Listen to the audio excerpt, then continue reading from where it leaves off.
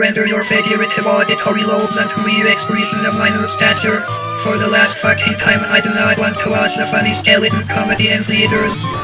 To be more clear, I specifically mean I do not wish to see the funny skeleton comedy in theaters in which a skeleton with the ability to rent the prism for a structure perpendicular to ground level asunder for the purposes of spreading a supposed message of friendship, and to fight an aggressively bloodthirsty young individual of unstated identity with violent tendencies and delusions of grandeur as to serve as a self-insert for the viewer who possibly also has violent tendencies and delusions of grandeur, whilst a jingle familiar to people who have observed other media with the same jingle plays, inevitably leading to a schism in what is called cyberspace, or the global spider nest, despite the fact all arachnids being unable to use electronic devices as they lack the digits in mental functions bipedal life has.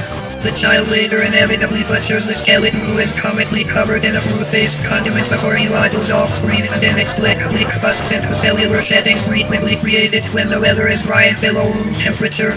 Afterwards, the child stomps on an inexplicably sentient flower that gains sentience, possibly due to the entirely fictional demonic forces at work in the plot.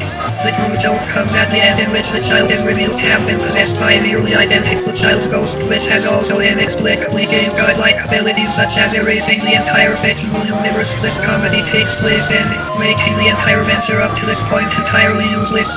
The credits do not even roll as to hammer home the message that we cannot trust those shorter and younger than us, as they possibly have godlike abilities that could cause no universe to cease to exist.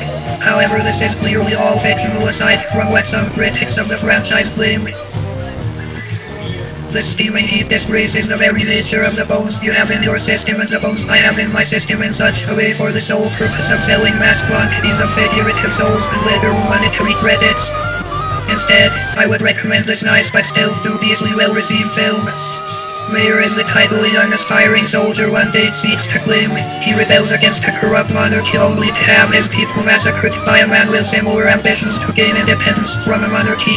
From there, a fierce rivalry is set in motion, which will later be cast aside for a potential romance between his rival and an attractive female working for the local postal service.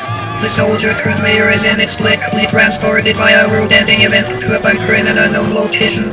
He uses a computer that still inexplicably has internet connection to contact strangers who are confused at some strange man contacting them while they themselves are doing important business. In a state of delusion possibly caused by continued isolation and radiation poisoning, the soldier begins referring to himself as a mayor of a place he refers to as the town.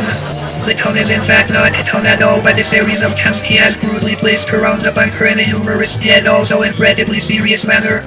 He eventually leaves the bunker and is greeted by a vast desert as his bunker inexplicably lifts up out of the earth and proceeds to soar across the skies above the desert before crashing down somewhere else in the desert.